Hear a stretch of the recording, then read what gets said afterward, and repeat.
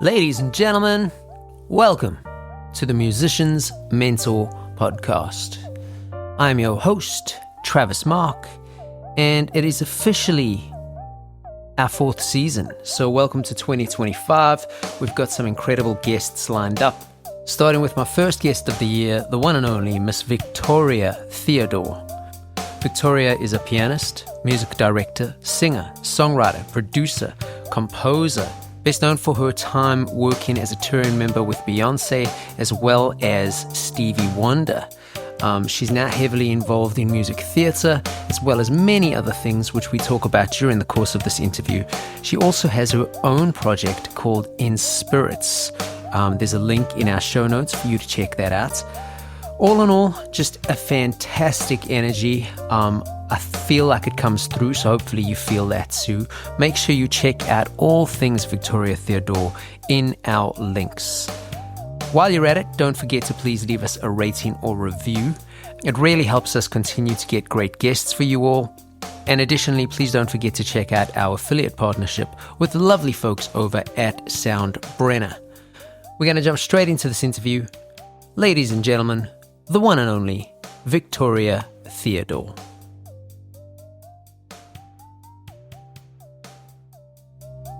Victoria Theodore, pianist, composer, singer, musical director, just all the things, author, super creative individual. Thank you so much for joining me on the Musician's Mentor Podcast. We're going to have a fun conversation. I can tell already because you got great energy and we've been chatting for just a couple of minutes and I feel like this is going to be spectacular. So, I agree. What I would like you to do, as awkward as this sometimes can be, is give my listeners a brief introduction as to who Victoria Theodore is so that they get a better idea as to where you're coming from during the course of this conversation. Sure. Okay, so the quick and dirty version. I'm a pianist that grew up in Oakland, California. I've been playing piano since I was 2 years old, and it's probably my first love. And I've been writing songs since I was maybe 5 years old. And I went the traditional route with classical music. I went to conservatory. I was actually in high school. I was in a music program for young people called the Young Musicians Program at UC Berkeley. So I got exposed to academia very young. And after that, I went to college, Oberlin Conservatory of Music, where I triple majored with a double degree. So I have 2 bachelor's degrees, a lot of school. And then I went to Stanford University for my master's degree in music. And I also studied computer science. So after that, I worked as a computer engineer at Apple right after graduate school. And then I worked as a computer consultant in New York for almost 8 years, in which time I did not perform even once in public as a pianist. And it nearly broke me because music, again, is my first love. And so I moved back to California and became a local teacher. I had at one point 40 students. It was a lot. And performed all over for schools, theater companies, churches, events, everything from classical to musical theater to blues to R&B to jazz, whatever. I was just kind of a mercenary musician in that sense. And then in 2007, I was hired by Stevie Wonder to be part of his band, toured all around the world with him for 7 years. And then I left to do the Arsenio Hall Show, a television show that was super popular in the 90s, had some headway in 2013, but unfortunately was canceled after one season. And then in 2016, was hired to tour with the queen herself, Beyonce. And then I was with her till 2022, really, as her main pianist. And then I started working on musicals. I was the music director for the Donna Summer musical on Broadway, and now I'm composing 2 musicals and I'm MDing 2 other musicals. And I have my own band called EnSPirits, and that's the fast version. So not busy at all. No. That's amazing. So you talked about the education part. That's quite, astounding amounts of education you have there. We'll kind of possibly get into that. What I want to talk about firstly, though, is talk to me about how you initially became attracted to music or found that music bug or got interested in music. And then, if possible, some people don't always remember the points, so there might not be one for you. But if possible, talk to me about your earliest memory in regards to, shifting back to the idea that you could do music as a career? Okay. All right. So, I was first drawn to music. My mother tells me that I had a toy piano when I was 2 years old, and that it was my favorite toy, and so I played it all the time. Now, I'm 2, so it's just like bang, bang, bang, whatever, just making noise. But also, my dad was a pianist, and so we always had some sort of piano in the home, a keyboard or an actual piano, and he would play a lot at home. But my dad had stage fright, so he did not enjoy performing for people. And so, often when he would play, I would come and I would sit on his lap and I would just sort of watch, or I would play a note here and there. And then gradually, I just started playing on my own, um, just for fun. My grandparents, my mother's parents, had a piano in their house, and anytime we went to visit my grandparents, the other kids would go play outside or they would go watch television, and I would go to the living room and I would just start playing what I heard on television. Like if we were watching a show, I would listen. Oh, I want to go play that. And so I would go to the living room and I would figure out by ear how Amazing. to play a song. So that's how I discovered I had an ear. I didn't know what that was back then. I Yeah. just knew it was something I could do. Like, big deal, whatever. I didn't realize it was a rare gift apparently. But so I could do that. And then when I was 8 years old, my aunt taught me to play the theme song from a popular soap opera in America called Young and Restless. Yeah. It's also known as Nadia's theme that she used in the Olympics way back then. So I learned to play that for an audition to be an actor, actually. So I've done a little bit of acting, not trained at all. So I can't even pretend that, I'm an actor. But but I did audition to be the princess at a place called Fairyland in Oakland. So Fairyland was like a theme park at a very miniature scale for little kids. And so at 8 years old, I was one of the bigger kids. And I actually played that song. I sang Over the Rainbow and I got the role. And so I became the princess for Fairyland for that year. It was like all of the competitions, the pageants, you get a year tenure. So I did that. I played all the state fairs, and I knew at that young age, it was a done deal. I had to be in entertainment in some form. I didn't know necessarily it was going to be music. I loved to dance. I loved the acting that I did in that role as the princess for Fairyland. And so I just knew. And then also at church, anytime somebody would say, "Who wants to read a poem?" I'd shoot my hand up. Me, me, me. And so I would read scripture or participate in the church play or play the piano or sing. I always just wanted, I was volunteer. I was never the exact opposite of my dad. I don't have stage fright. Yeah. So I would just be, and I just loved it. Yeah.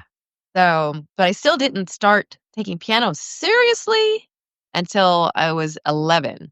When I was 11 years old, my cousin had been taking piano lessons with the woman next door, whose name was Laura Toombs Scott. And she was probably, if not the first, one of the first African American piano teachers in the Bay Area.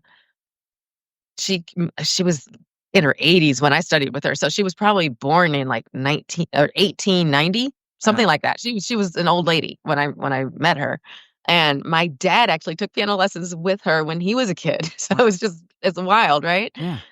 Just a coincidence. And so my cousin was taking lessons, and she didn't like them, but she left her piano books on my grandparents' piano. Amazing. And so, like I said, when the other kids would go outside and play or watch TV, I would saunter into the living room and I came across her books and I taught myself to read Cool. from using her books. And all of a sudden, I'm playing all the music in her books, and my grandfather noticed. So he said, let's talk to the church because, it was lower class financially. We were in the lower echelon of finances. So lessons were expensive. So my grandfather got the church to pay for my piano lessons So cool. for that first year. And as soon as I started piano lessons, so that was just around 11, the latter part of 11, so we're close to 12 years old. Let's just say 12 years old. I started lessons, and the piano teacher, Mrs. Scott, immediately saw me as a prodigy, and I just soared.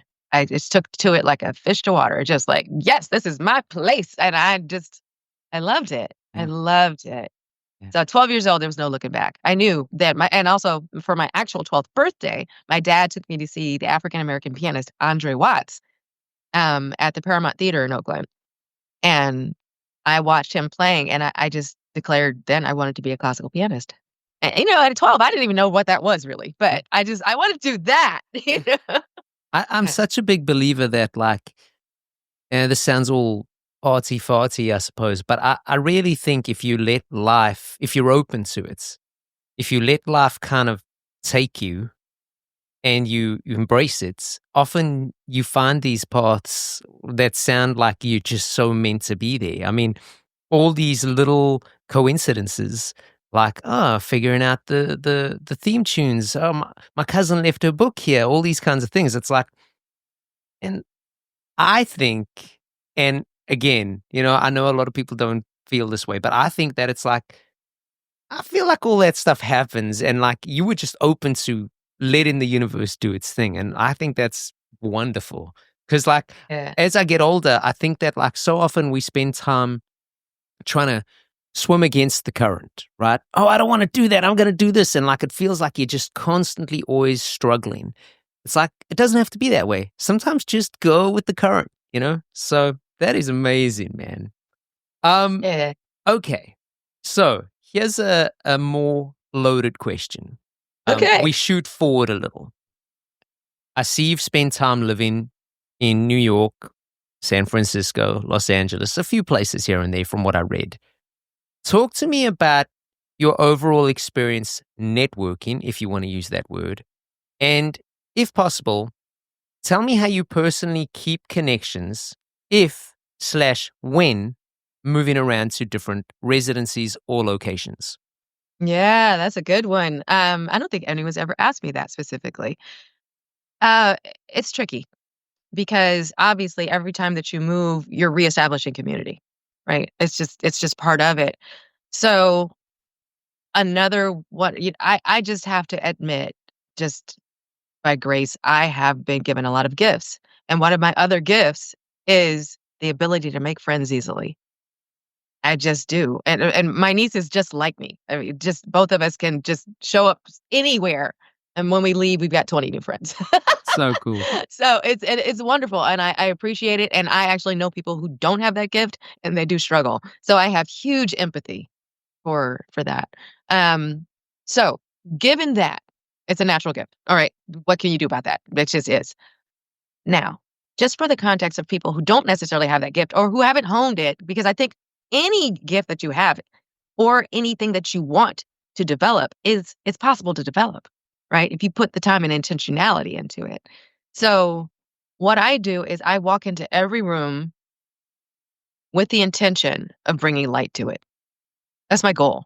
Every place I go. When I go hear music, my intention is to support, to encourage. So I don't go see a band and like, what can they do? Ugh, their chops are weak. Or I don't do that at all. No, I go because I want to enjoy it. That's one of the things. My partner Dave is he's also he's like one of my Yodas in life. That he's got a lot of really great sayings, and one of them is that in fact nobody wants to listen to music. Nobody sensible anyway listens to music with the idea that I want them to be terrible. No, we want to enjoy it. Yeah. Right? And so that's what I do every room I go into. I want to have a good time. And I end up having a good time because I walk in with that intention. I find a way to enjoy myself no matter where I am or what's going on. So with networking, if I go to a new city, the first thing is to realize I have to get out there. I have to go to events. I have to actually go ahead and pay the door fee and go in. And when I hear something that is impressive, tell somebody. If there is a bass player that just did a killer solo or just was simple and held it down in a way that it was non-obtrusive and just made me feel something, after the set, I try not to, disrupt if they look like they're concentrating, don't want to disrupt people. But after the set, I'll go up and say, hey, that was awesome. Can I follow you on your Instagram? Or, how can we connect? Or I'm a musician. I introduce myself. I talk about myself. And usually that positive energy encourages other people to reflect it. And so then, new person in my community that I just added. And then if I know, um, if I'm new, then I'll ask, is there other musicians that you recommend that I go hear? Are there jam sessions you recommend that I go to?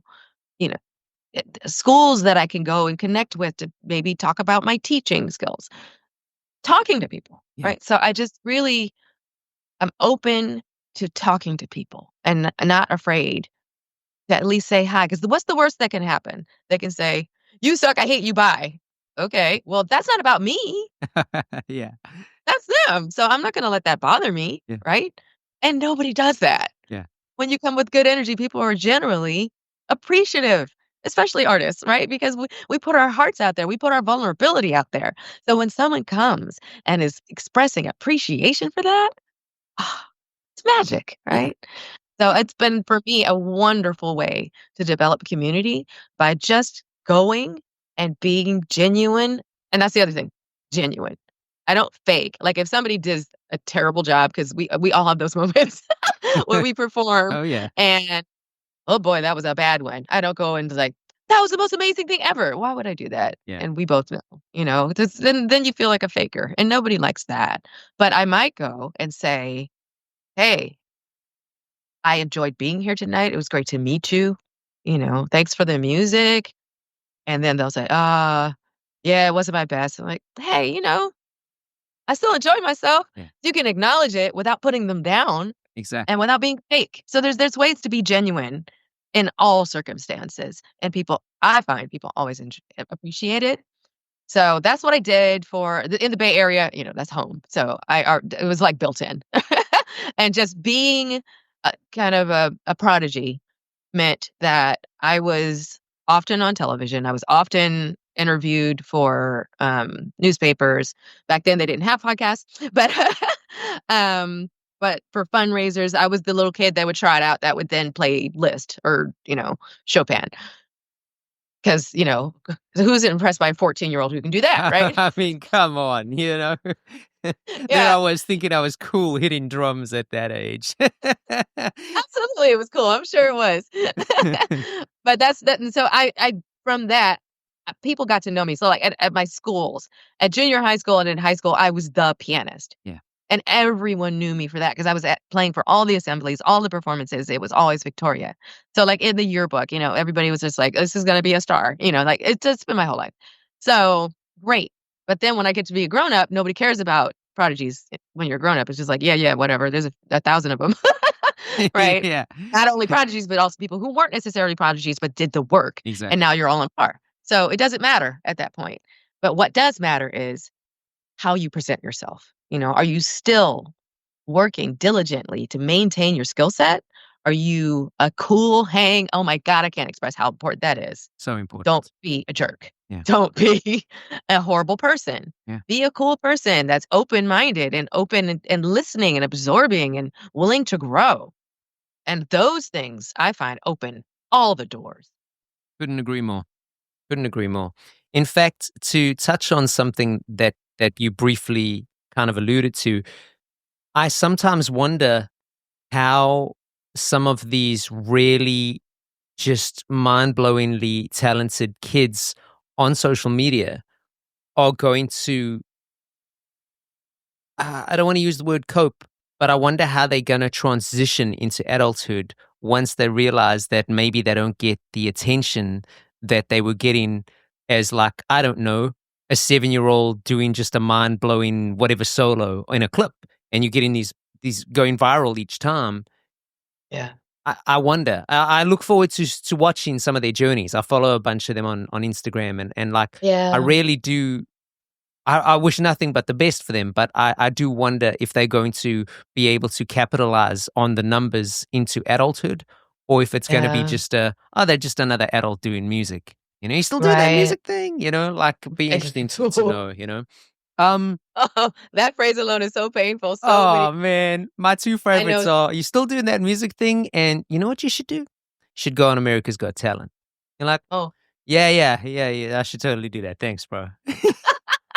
I know. I have to confess, it doesn't happen to me so much, and I appreciate that. But I know so many musicians who are top shelf world class. You still doing that music thing? Yeah. How, how's that band going? Yeah. The band from 20 years ago? What? you know, I'm going off the rails here a little, but I've got a really talented friend, and whenever we perform together, and you got a bit of time to hang, we always land up exchanging like undermined comments.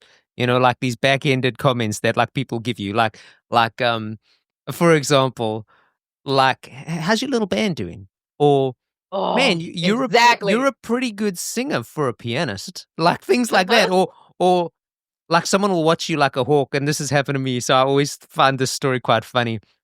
It's like I've got a few different drum kits and I play a few different things, but hypothetically, I was on this gig the once as a drummer playing this like blood red drum kit. It's beautiful, right? And I feel like I was doing a pretty good job on that gig. And there was this one guy in the audience just watching me like a hawk. And like straight away, that guy's got to be a drummer, right? Like just the way that they watching you have to be. And he watched me and we played for, I don't know, whatever the time period was. And afterwards he comes up to me and I'm thinking, oh, he's going to be one of those, hey, good job kind of guys, right? Yeah. And instead he came and he was like, man, I really love the color of that drum kit. And it just made me laugh instantly inside. I was just like, he totally caught me off guard. And I didn't expect a compliment, so please don't get me wrong. But No, like no, no. little things like that. And this Yeah. particular guy, he plays violin. And we had a guitarist. We finished the gig the one day, and he's really talented. And this guitarist comes up to us. He was walking past the venue we were playing, and he goes, "Man, were you just playing this?" Sometimes they call it fiddle, right? Depending on the Yeah. type of music. And the guy goes, "Were you just playing the fiddle in there?" And the guy goes, "Yeah." And he goes, "Man, it's pretty good when it's in tune." I love it. I love it. It's beautiful. It's like you couldn't just say good job, buddy, and move on. Instead, you had to kind of give him a compliment and kind of break him down in the same breath. It's like, what is Mhm. wrong with people? Oh man, that's so harsh. Anyway, Yeah. moving on. You might have potentially answered this already in your last sort of answer, but hypothetically, if you were to have to rebuild a music career now, with the knowledge and the expertise that you've gained over your years of gigging, performing, learning, what would your approach be?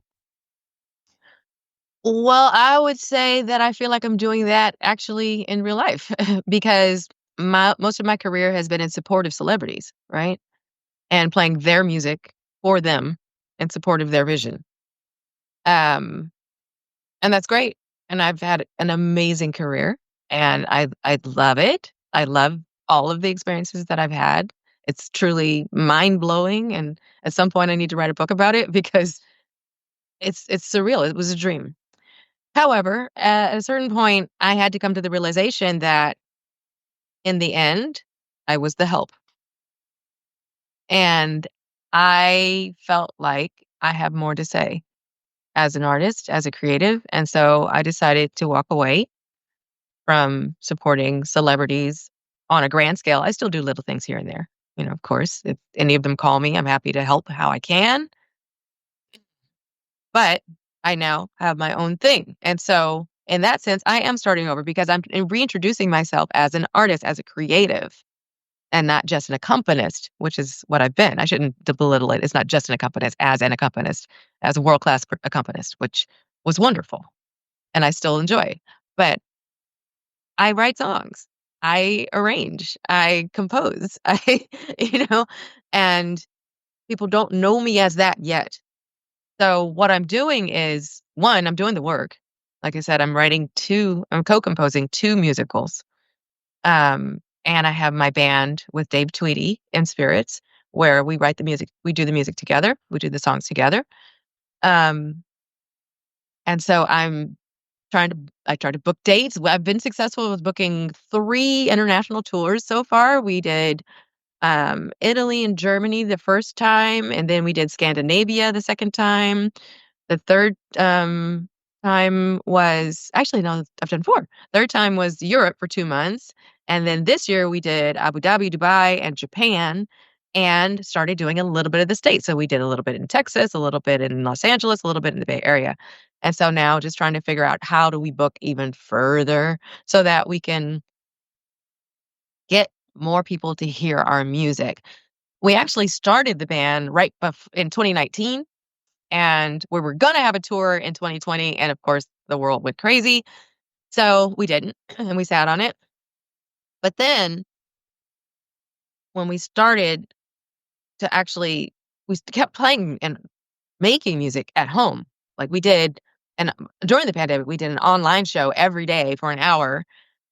We called it the EnSPirits dance party, and it was like a request show. People would make requests, but then we would also play our own music in our living room, Cool. right? So I would play the piano, and Dave would play either a cajon or a little drum kit, and we did that for 100 days in a row, and so that was doing really great, and we would have continued, but we both got busy he's a film and television composer, so he got busy with that. I was cast as the pianist in Lin-Manuel's movie Tick, Tick, Boom, and then I started working on these musicals, and it was like, well, with no time Yeah. to do the online thing so that, um, I'd love to still investigate that, but just trying to find the time to do it is hard. But also, we started releasing music finally in 2022, 2023, and then 2024. And so we've been starting to release, and we're trying to get on a release schedule. Again, it's difficult to do when you're trying to support yourself doing these other things because obviously in this new world of streaming, musicians don't make money with their music. You have to find other ways. So we're trying to find other ways and also reaching out to international initially just because since we're from LA, we're more of a novelty as we travel, and I'm a polyglot. So I try to go to places where I can utilize the language, or if we go someplace I don't know it, I learn a little bit of it so that I can connect with the audience at a higher level because I like whenever I travel, I like to show that respect by learning at least a little bit, Yeah. you know. Yeah. And it has been successful for us.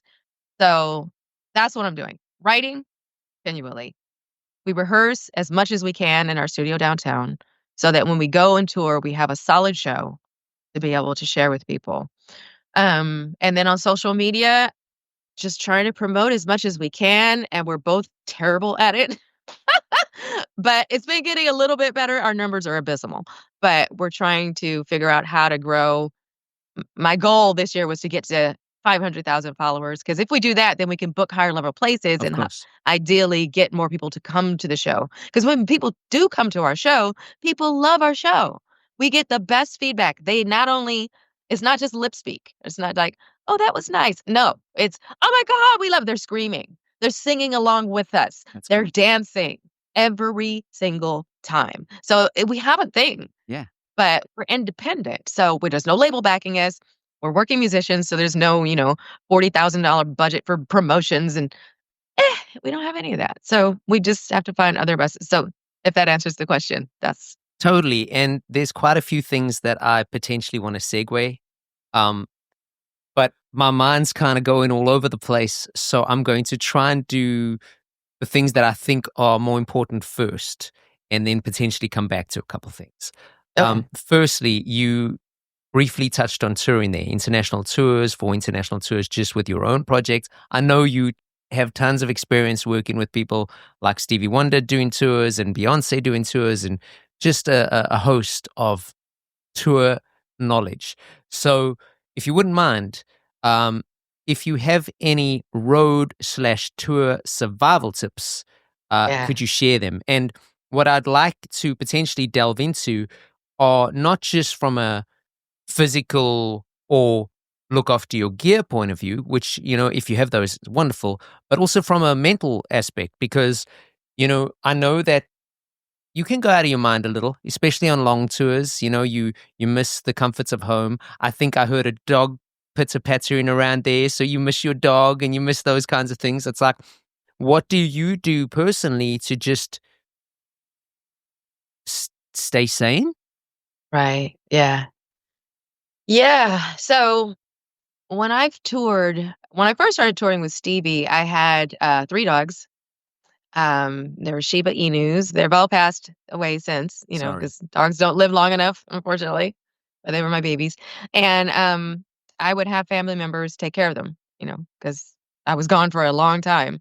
And obviously, as a support musician, there's no way you can bring along your pet. It's just not going to happen. Um, I practice meditation. Cool. And for me, that has been a true gift because you can also refer to it as prayer. There's all kinds of ways to think about it. It's just stillness where I sit down and I can close my eyes. I can leave my eyes open at this point. It really doesn't matter. I can even be standing and walking and do a meditation nowadays because I've been doing it for so long. But it's really just about sitting and observing something like my breath, the sky, the clouds, the sound of the wind, cars driving by, whatever, just anything that I could focus on to de-escalate the panic, the sense of depression and loneliness that can often accompany being on the road for long stretches by yourself. Um, and I also, like I said earlier, because of my natural gregarious nature, that was redundant, my natural gregariousness, um, um, I go out when I'm in a new city. I deliberately just walk. I get out and I walk. I go to cafes. I go to bookstores. I go to places. I go to the park and I try to meet people. I say hello. And, it doesn't necessarily mean I'm going to hang out with anybody, but just even a small conversation, a simple, hey, how are you? It's nice to meet you. It's good to be in your country. Helped to alleviate the loneliness for me. Yeah. When I was touring with Stevie, um, I was the only woman in the band. They were female background singers, and I would hang with them sometimes, but they had very different lives. A lot of them, have children, which put a different burden on them in terms of, being attached to home. Um, or, and plus, especially back when I was with Stevie, I was really into working out. And I would go on long walks and in the gym and just, so finding people who would want to do that with me was a little tricky. Not everybody was into that, and I didn't judge it. So that's fine. That was just, it's my thing. It was part of what helped me. But, I would sometimes hang out with band members, but that's not always an option because they have their own lives, they have their own interests, and that's valid, right? Yeah. So I would also write. Back then, there wasn't as much accessibility to online everything. I mean, you could still do emails and phone calls, of course, and I guess, no, the video chatting wasn't as common until a little bit later because Yeah. that was like 2007. So I guess that was the beginning of it. Um, a lot of reading, I write poetry, I write journals. And so just that sort of self-care thing. I did a lot of it and I can't encourage it enough, Cool. recommend it enough Yeah. to really take the time to be introspective Yeah. and think about where you are. Because I'll say this too, what all of that led to for me was a true relationship with gratitude.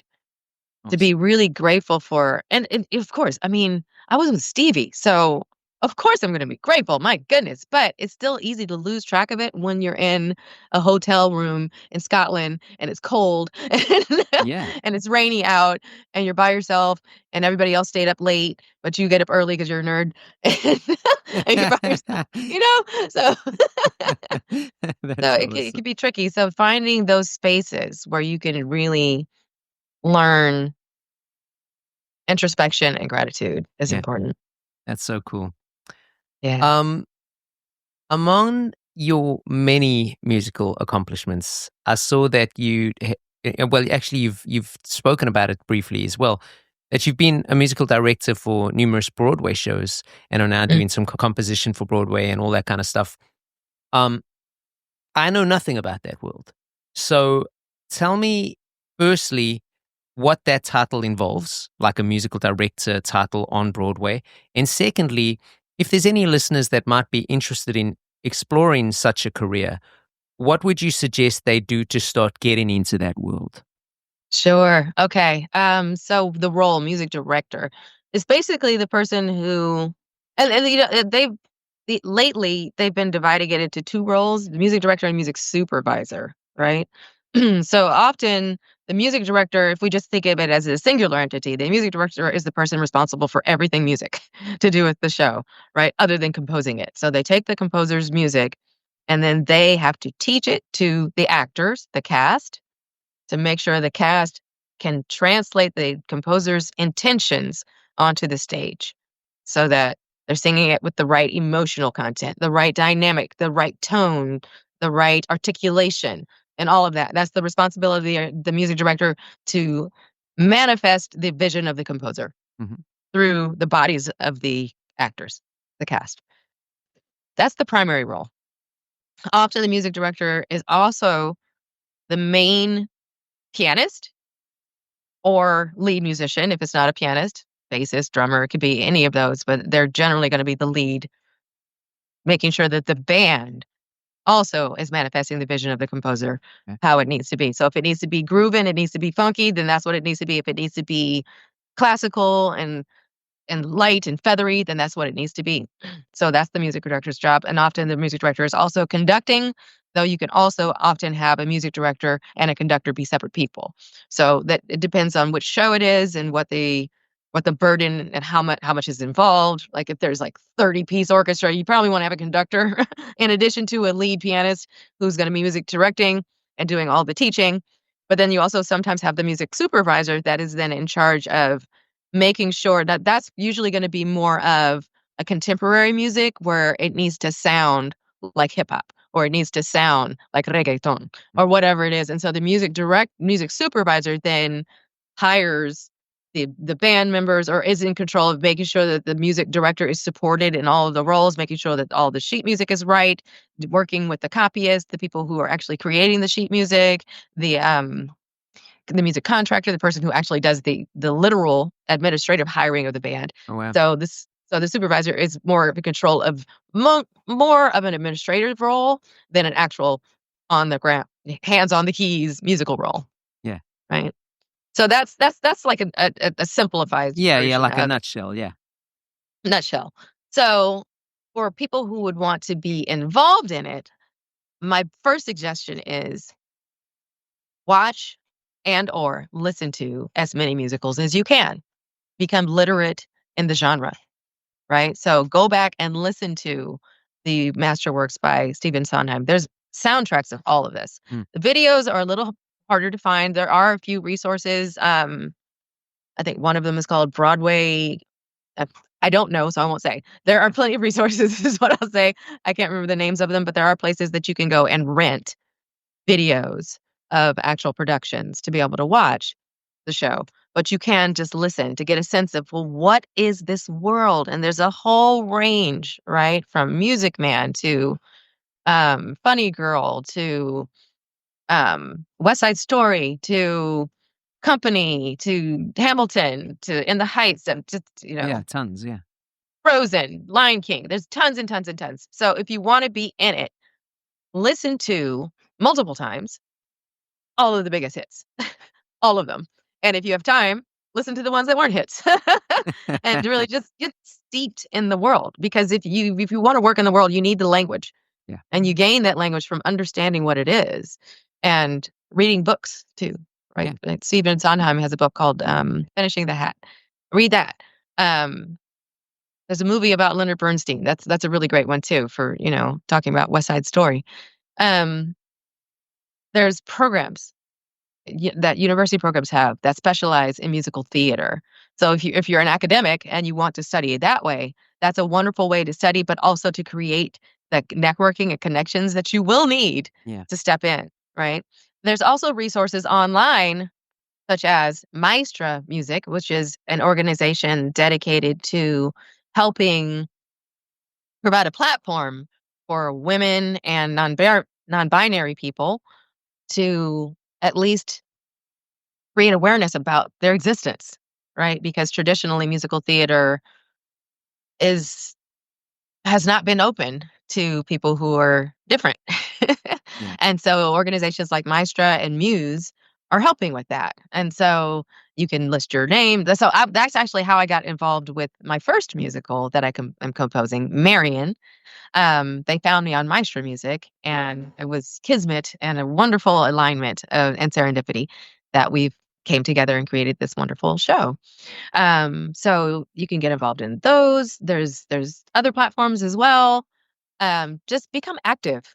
And if you're in New York, there's plenty of places to go. Like TKTS, I think, is one of them. You can get cheap tickets. There's other options.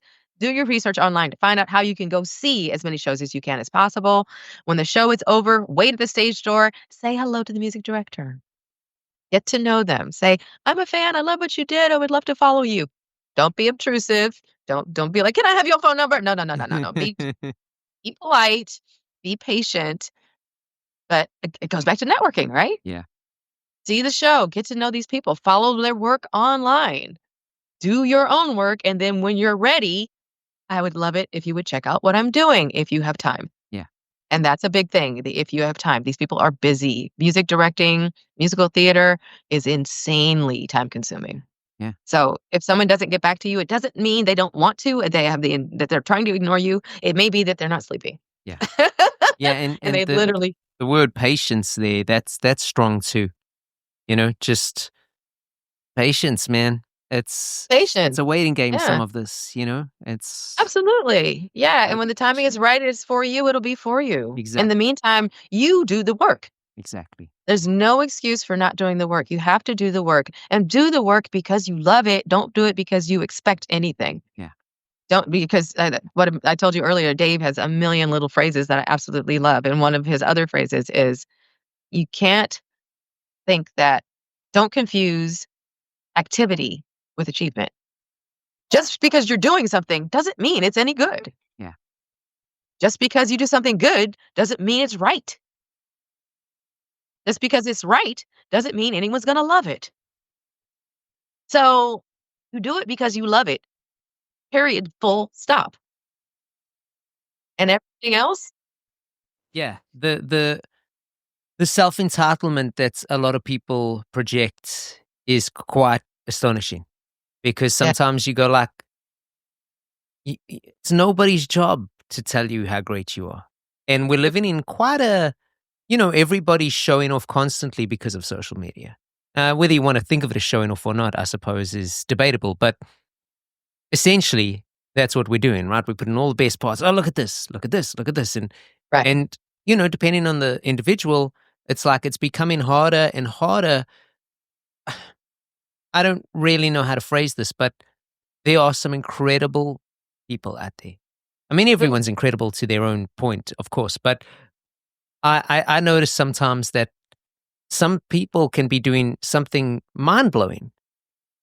You see it all the time. You see these busking videos, hypothetically, and people are just walking right past.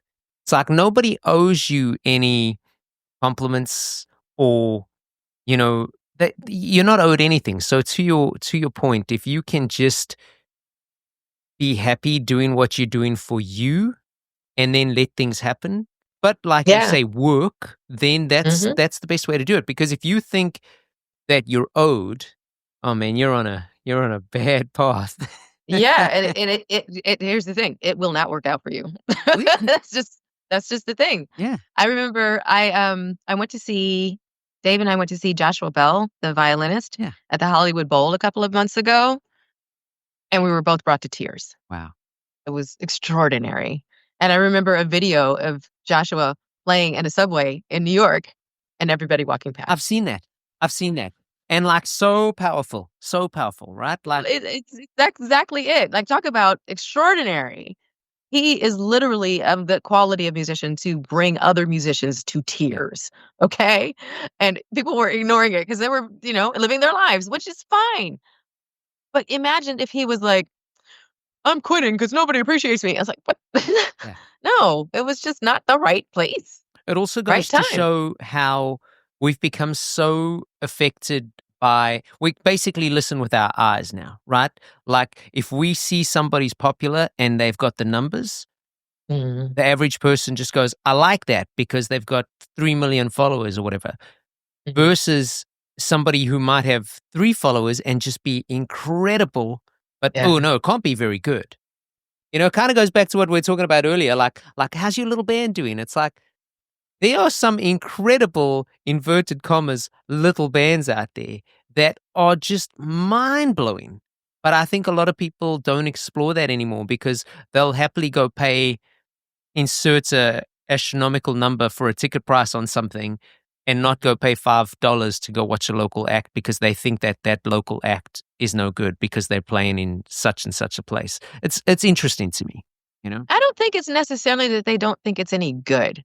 I think what's happening is the bigger numbers draw attention so that people will at least consider watching it. Yeah.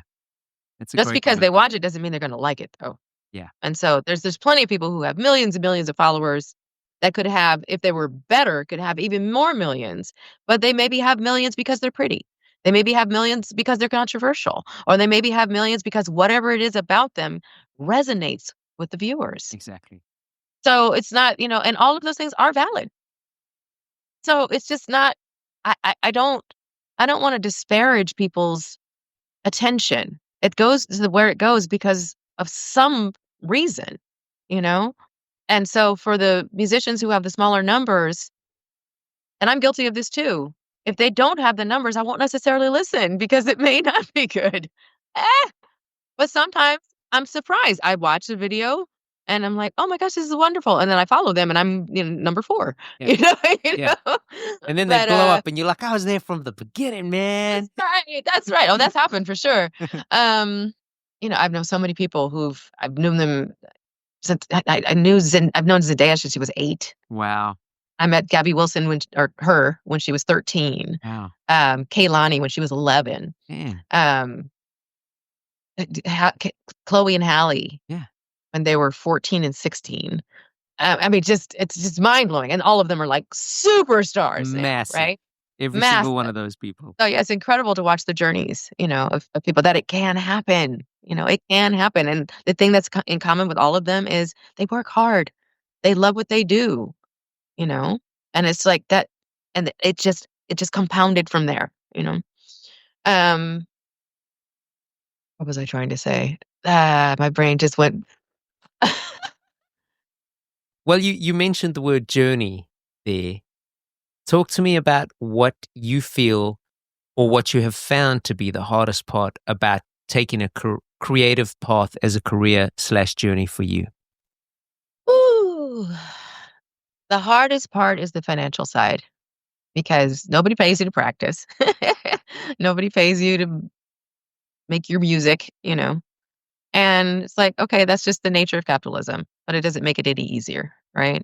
So it's hard to think about all of the people. And I feel so lucky, so blessed that I've had support in ways that have allowed me to develop as a musician. When I was a kid, my parents, I didn't have to have a job in high school. I could practice. In college, I did have to have a job, but my loan was only $10,000, which feels like a miracle compared to what people go through today. Yeah. And then I've always, one of my degrees was computer music, which was kind of computer science. So working as an engineer, I made enough money that I only had to have one job as a young adult. I didn't have to have 2, And so in my downtime, I was able to do music. I did a hand signal. In my quote unquote downtime, I should say. But you know why? Because you're a musician, and most working musicians are so busy that the downtime doesn't exist. Right. It's true. It's true. Yeah. And so then, and working as the help for celebrities, it's a different world than it was 30 years ago where people could make a lot of money. And these days it's, and I won't, could be better. But nonetheless, in musical theater, when you're creative, the money is rough. It's very rough. So be prepared for that. Those of you who want to go into musical theater, you'll probably have to have at least one other job as you work, because it's rough. If you get a hit, it's great. You're doing good. But everybody else, it's a struggle.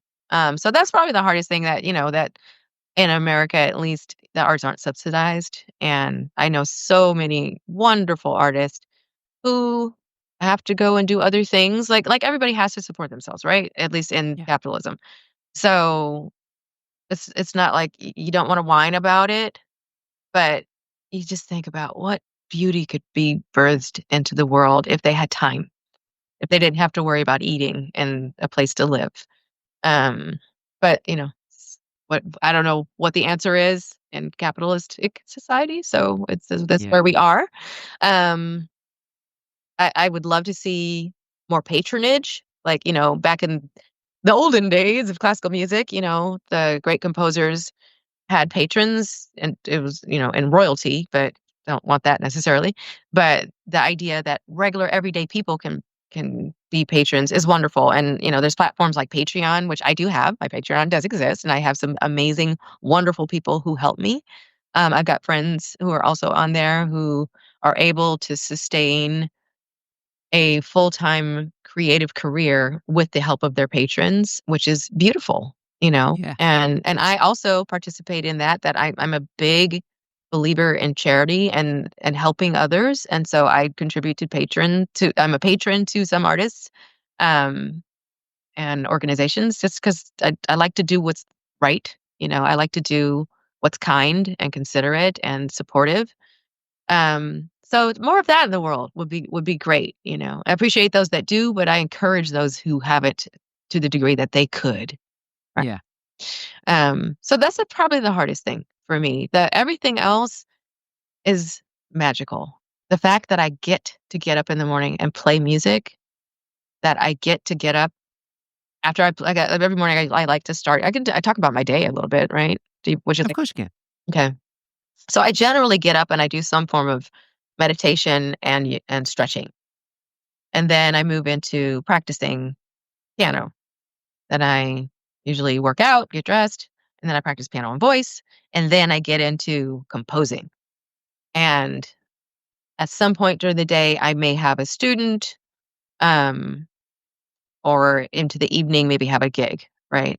And so music is my day. Music is my life. And I'm absolutely grateful and honored to have that opportunity, because not everyone does, and I don't take it for granted at all. Um, but it was also because I was determined to find a way. And despite the challenges that all of us artists encounter, especially in the world of streaming, where we can't count on CD sales or anything like that, there's ways. And I'm determined to continue to find a way. Determined. I've got to get to that 500,000 for followers. I got to do it. I'm going to find a way. Everybody go follow Victoria. Me and my band, EnSPirits. We'll link that in I'm the show determined to find notes. a way, and I'm determined to encourage other people that they can find a way too. All of us can find a way forward. All of us can find a way to make this world better through our art, to make people feel encouraged and inspired to live in gratitude and grace and kindness and empathy. Yeah. There's no other way. That is the way. Couldn't agree more. Listen, I know that we've run over time. I'm going to respect your time, but if it's okay with you, I'm going to try and get 2 more questions in. You got 2 more. Okay. So the first one is, and this is a bit of a weird one, but I did see via your Instagram profile that you had put up this really nice tribute post to the late great Quincy Jones.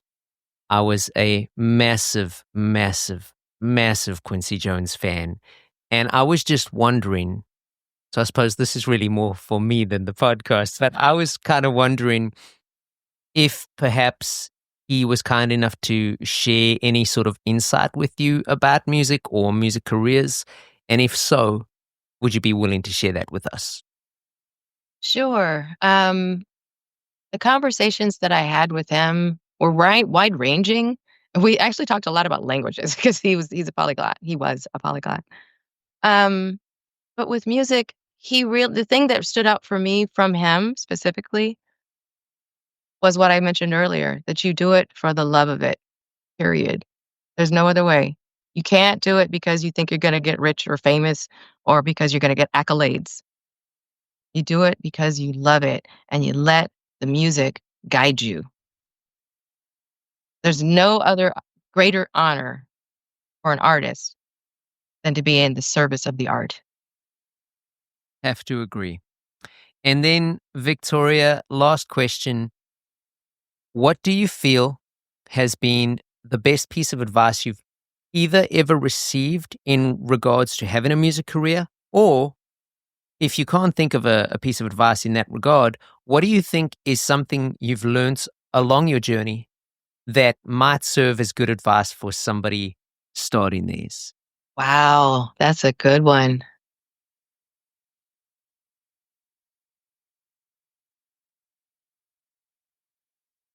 It kind of goes back to what I just said.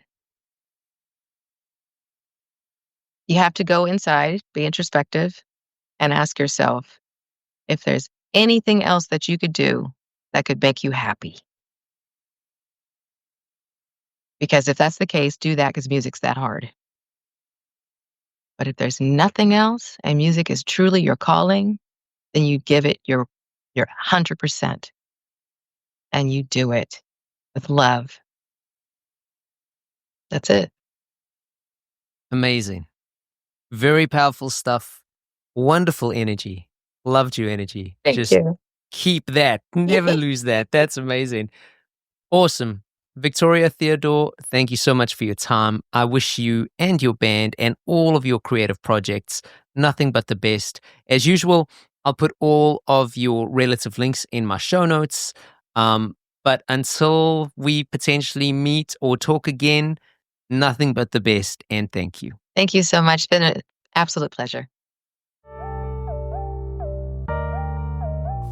Alrighty, there we have it.